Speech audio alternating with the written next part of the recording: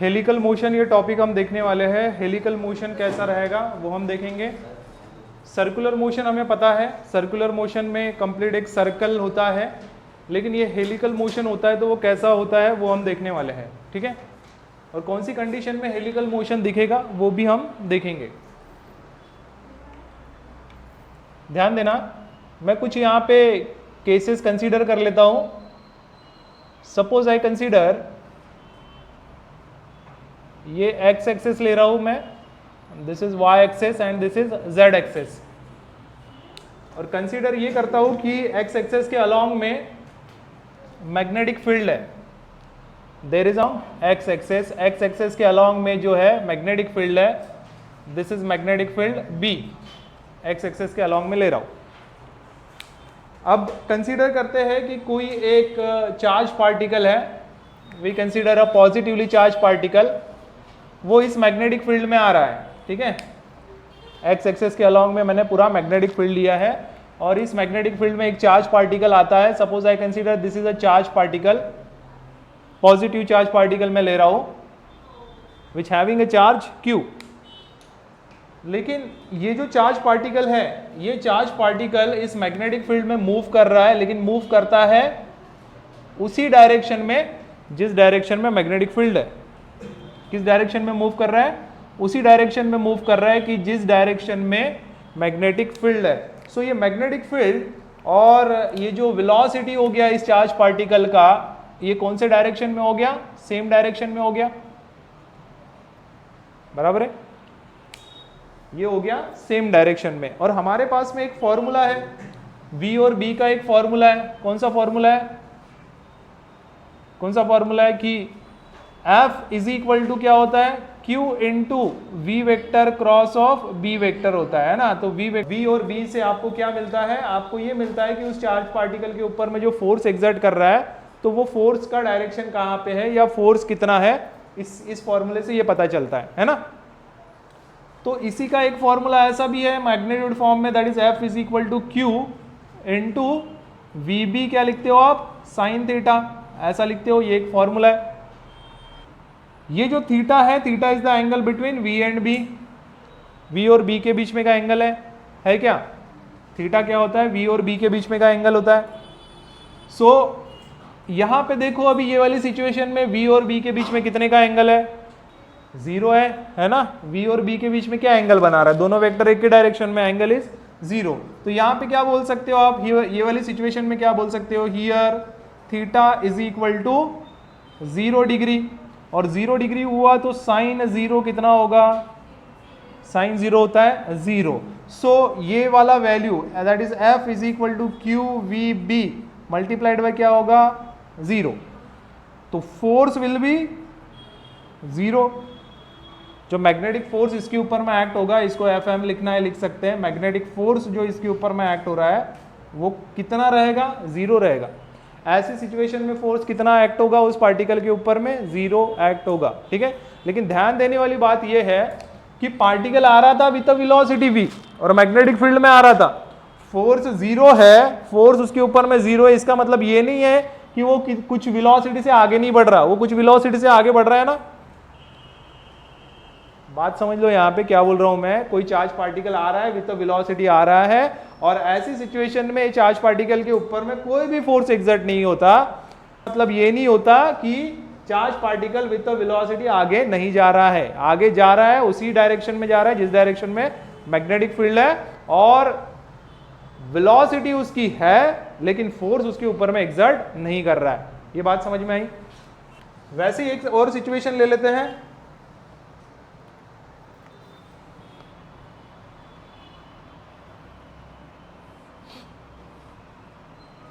This is x axis, this is y axis and this is z axis, okay? फिर से वैसा ही consider करते हैं कि मैग्नेटिक फील्ड का जो डायरेक्शन है, मैग्नेटिक फील्ड का direction along the x axis है। This is the direction of a magnetic field b, okay.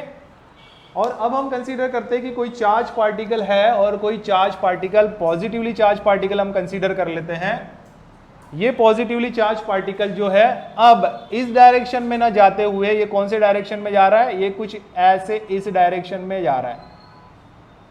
ठीक है, यहाँ पे बोलो या ये चार्ज पार्टिकल यहाँ पे लिया, यहाँ पे बोलो, ठीक है, ये इस डायरेक्शन में आगे बढ़ रहा है with a velocity v। Magnetic field का डायरेक्शन क्या है यहाँ पे, ये वाला है, ठीक है, मैग्नेटिक फील्ड का डायरेक्शन ये वाला है, this is b vector in this direction, और पार्टिकल किस डायरेक्शन में बढ़ रहा है, इस डायरेक्शन में, ठीक है, और इनके बीच में कितने का एंगल बन रहा है, तो इसके बीच में एंगल बन रहा है ये 90 डिग्री का एंगल बन रहा है, राइट एंगल बन रहा है इसके बीच में। तो ये वाली सिचुएशन क्या थी, ये वाली सिचुएशन ये थी कि चार्ज पार्टिकल जाएगा तो अलोंग द मैग्नेटिक फील्ड जा रहा है, और यहाँ पे कंडीशन क्या है, चार्ज पार्टिकल जाएगा तो कैसे जाएगा, perpendicular to the direction of magnetic field. Magnetic field ऐसा है, चार्ज पार्टिकल परपेंडिकुलर जा रहा है। इन दैट कंडीशन आपका यही formula, that is Fm vector is equal to Q into V cross of B vector, ये फॉर्मूला है हमारा। V और B की वजह से उस चार्ज पार्टिकल के ऊपर में फोर्स एक्ट होगा, वो फोर्स का वैल्यू इतना होता है। इसको आप मैग्नीट्यूड फॉर्म में ऐसा लिखते हो, that is Q V B, क्या लिखते हो, साइन थीटा लिखते हो, okay. Now here in this condition the angle between V and B is what, V और B के बीच में कितने का एंगल है, 90 का है। So theta is equal to what here, 90 degree. So यहां से साइन 90 कितना होता है, साइन 90 होता है 1, साइन 90 होता है 1। सो यहां पे आपका ये जो फॉर्मूला बनेगा Fm is equal to Q V B, बराबर है, ऐसा फॉर्मूला बनेगा। उसके ऊपर में जो फोर्स एक्सर्ट करेगा, क्योंकि इसका वैल्यू तो हो गया 1, तो लास्ट में आपका बचता है Fm is equal to Q V B। इतना फोर्स इस चार्ज पार्टिकल के ऊपर में एक्ट होगा, ठीक है, जिसका चार्ज आपने कितना लिया है, Q चार्ज लिया है, लेकिन कैसे जा रहा है, perpendicular to the magnetic field जा रहा है, ओके। इतना फोर्स इसके ऊपर में एक्ट होगा। हमें पता है V और B रहता है, तो उसका जो भी रिजल्टेंट फोर्स निकलता है यहाँ पे, वो कैसा रहता है, उन दोनों को परपेंडिकुलर रहता है। फोर्स कैसा रहता है, परपेंडिकुलर रहता है। V और B को भी परपेंडिकुलर रहेगा। एक्ट होगा तो एक हो सकता है कि ये फोर्स कुछ ऐसा एक्ट हो जाए इधर में, या फिर ये फोर्स हो सकता है कि ऐसा रहे, ऐसे दो ही सिचुएशन हो सकती है परपेंडिकुलर वाली, बराबर है। तो कौन सा रहेगा, उसके लिए हमारे पास में क्या है, राइट हैंड रूल है, राइट हैंड थंब रूल है, बराबर है। राइट हैंड थंब रूल के हिसाब से बोलो, या फिर बोलो left hand, Fleming's left hand rule के हिसाब से बोलो। फ्लेमिंग्स लेफ्ट हैंड रूल क्या कहता है, ये है वेलोसिटी, ये है मैग्नेटिक फील्ड, और ये रहेगा फोर्स का डायरेक्शन। तो वेलोसिटी कौन सा है, ये डायरेक्शन में, मैग्नेटिक फील्ड कौन सा है, ये डायरेक्शन में, दिख रहा, मैग्नेटिक फील्ड ये डायरेक्शन में, वेलोसिटी का डायरेक्शन ये है ऊपर में, तो फोर्स कैसे जाएगा, इधर जाएगा, मतलब ऐसा परपेंडिकुलर। तो यहां पे हो गया ये फोर्स का डायरेक्शन, ये फोर्स का डायरेक्शन क्या हो गया, ये हो गया force due to magnetic field, ऐसा ये वाला नहीं रहेगा डायरेक्शन, इसके ऊपर में फोर्स एक्ट होगा अकॉर्डिंग टू दी के हिसाब से फोर्स एक्ट होगा ये डायरेक्शन में। यहां तक क्लियर है। तो मतलब ये दोनों सिचुएशन में इंपॉर्टेंट बात ये है कि जब आप चार्ज पार्टिकल को उसी डायरेक्शन में लेके जाते हो तो उसके ऊपर में कोई फोर्स एक्सर्ट नहीं करता, लेकिन जब उसी चार्ज पार्टिकल को आप उसके परपेंडिकुलर डायरेक्शन में लेके जाते हो तो वहां पे फोर्स एक्सर्ट करता है, ठीक है, वहां पे फोर्स उस चार्ज पार्टिकल के ऊपर में एक्सर्ट करता है। अगर आपने सिचुएशन ऐसा लिया कि चार्ज मैग्नेटिक फील्ड है और चार्ज पार्टिकल विद वेलोसिटी जा ही नहीं रहा, वेलोसिटी है ही नहीं मान लो उसमें, ठीक है, यहाँ पे तो वेलोसिटी है, दोनों सिचुएशन में क्या है, वेलोसिटी है, लेकिन मान लो आपने ऐसा सिचुएशन कंसीडर किया जहां पे वेलोसिटी नहीं है, तो वैसी कंडीशन में फोर्स एक्ट नहीं करता। वैसी भी कंडीशन में क्या फोर्स एक्ट करेगा, क्या नहीं, क्योंकि वेलोसिटी क्या है, जीरो है, फॉर्मूला अपना ये है, वेलोसिटी है क्या उसमें, नहीं, आपने स्टेशनरी कंसीडर किया पार्टिकल, तो वेलोसिटी नहीं है, तो वेलोसिटी का वैल्यू जीरो, तो कंप्लीट ये वैल्यू जीरो, समझ में आया। तो दो सिचुएशन में फोर्स हो सकता है जीरो, एक तो चार्ज पार्टिकल मूव ना करे विद वेलोसिटी, वो ऐसा ही स्टेशनरी है मैग्नेटिक फील्ड में, ऐसा बोलो, या फिर दूसरा क्या बोलेंगे कि वो मूव कर रहा है charge particle along the magnetic field in the direction of the magnetic field, magnetic field के ही डायरेक्शन में वो क्या कर रहा है, मूव कर रहा है। ऐसी दो सिचुएशन में फोर्स क्या हो सकता है, जीरो हो सकता है, लेकिन फोर्स तब एक्ट करेगा जब वो परपेंडिकुलर डायरेक्शन में है, ओके। लेकिन वैसी सिचुएशन में क्या होगा, पार्टिकल जो फोर्स एक्ट कर रहा है यहां पे, तो हमने ये सिचुएशन ऐसा देखा है कि जब इसके ऊपर में फोर्स एक्ट करता है तो विद दिस फोर्स ये चार्ज पार्टिकल ऐसा मूव करने लगता है मैग्नेटिक फील्ड में, और इसका जो डायरेक्शन हो जाएगा, डायरेक्शन मतलब आगे चल के क्या होता है, ये ये जो force due to this force, ये क्या होता है, ये चार्ज पार्टिकल ऐसा सर्कुलर पाथ दिखाता है इसमें, ऐसा सर्कुलर पाथ दिखाता है इसमें, ऐसा सर्कुलर पाथ दिखाता है। अगर ये चार्ज पार्टिकल जो है ना मैग्नेटिक फील्ड में परपेंडिकुलर डायरेक्शन में चला गया तो चार्ज पार्टिकल ऐसा घूम जाएगा, गोल घूम जाएगा। और कैसा घूमेगा, कंप्लीट सर्कल में घूमेगा। अब लेते हैं इसकी तीसरी केस। ऐसे तीसरी केस में हम ये कंसीडर करते हैं कि चार्ज पार्टिकल जो है वो मूव करेगा। यहां पे हम ले रहे हैं this is X axis, this is Y axis and this is Z axis, और मैग्नेटिक फील्ड का डायरेक्शन बिल्कुल वही ले रहे हैं हम जैसे हमने दोनों सिचुएशन में लिया। This is the direction of a magnetic field, okay. और यहां पे चार्ज पार्टिकल जो है वो पॉजिटिव चार्ज पार्टिकल ही हम कंसीडर कर रहे हैं, लेकिन ये जो पॉजिटिवली चार्ज पार्टिकल है ना, ये पॉजिटिवली चार्ज पार्टिकल अब की कंडीशन में ना ही अलोंग द मैग्नेटिक फील्ड जा रहा है, ना ही perpendicular to the magnetic field जा रहा है। ये मैग्नेटिक फील्ड जो है उसके साथ में कुछ एंगल बनाते हुए जा रहा है, मतलब उसी के डायरेक्शन में भी नहीं है कंप्लीट और उसके परपेंडिकुलर डायरेक्शन में भी नहीं है, ठीक है। तो कैसा है, कुछ एंगल बना रहा है। अब की कंडीशन में क्या बना रहा है, ये कुछ एंगल बना रहा है, और विथ दिस एंगल, ठीक है, विथ दिस एंगल ये आगे में मूव कर रहा है। तो ये जो एंगल है वो एंगल हम कंसीडर कर लेते हैं, दिस एंगल इज थीटा। कितना एंगल बना रहा है, ये थीटा एंगल बना रहा है। तो इसलिए ऐसी सिचुएशन में हम क्या करते हैं, अगर वेलोसिटी लिया तो वेलोसिटी के दो कंपोनेंट आप बोल सकते हैं। यहां पे वेलोसिटी के दो कंपोनेंट हम यहां पे ले सकते हैं, एक रहेगा हॉरिजॉन्टल कंपोनेंट उसका और एक रहेगा उसका वर्टिकल कंपोनेंट। बात समझ में आई कि ये V के ही दो कंपोनेंट ले रहे हैं, और V का एक कंपोनेंट हम लेते हैं V पैरेलल बोल दो, और V का दूसरा कंपोनेंट ये जो है ये परपेंडिकुलर दिखाई दे रहा है तो V परपेंडिकुलर बोल दो।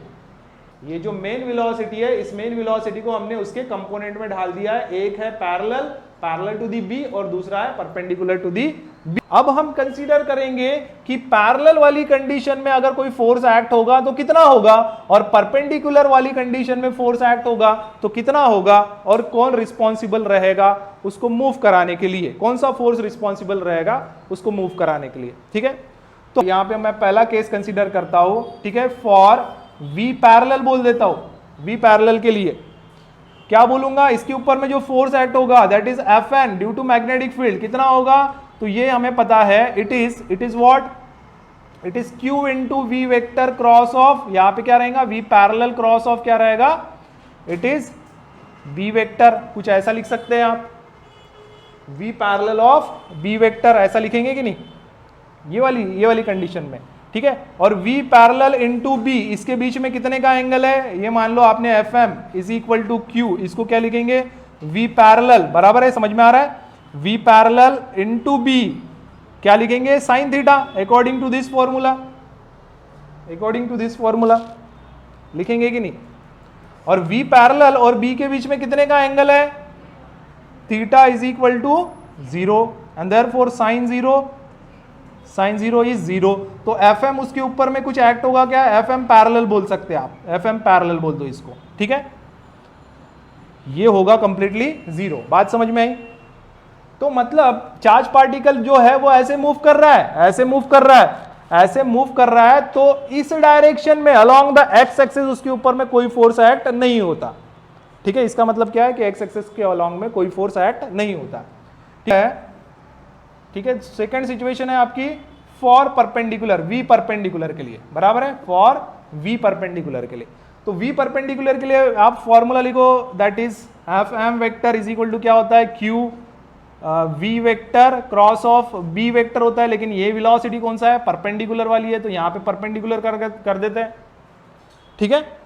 तो इस हिसाब से ये क्या लिखेंगे, दिस इज Q, यहां पे क्या लिखेंगे, V perpendicular B sine theta, है ना, मैग्नीट्यूड फॉर्म में ला लिया हमने इसको, इसी का मैग्नीट्यूड, वैसा ही सेम हमने यहां पे भी किया था, वही चीजें की है। तो यहां पे थीटा कितना है, here theta is equal to what, ये दिख 90 एंड देयरफॉर साइन 90 कितना होगा, साइन 90 होगा 1। तो यहां पे क्या लिख सकते हैं आप, F M is equal to Q V perpendicular into B, और ये क्या है, इसका वैल्यू 1 है, इसका वैल्यू है 1, तो आपके पास में फॉर्मूला बचेगा F M is equal to Q V perpendicular into B, इतना बचेगा। मतलब इस चार्ज पार्टिकल, ये जो चार्ज पार्टिकल है, ये जब विद वेलोसिटी कुछ एंगल बनाते हुए जब ये आगे बढ़ता है तो अलोंग दी एक्स एक्सेस कुछ भी फोर्स नहीं रहता, लेकिन along the Y axis some force exert करता है, कुछ फोर्स एक्सर्ट करता है।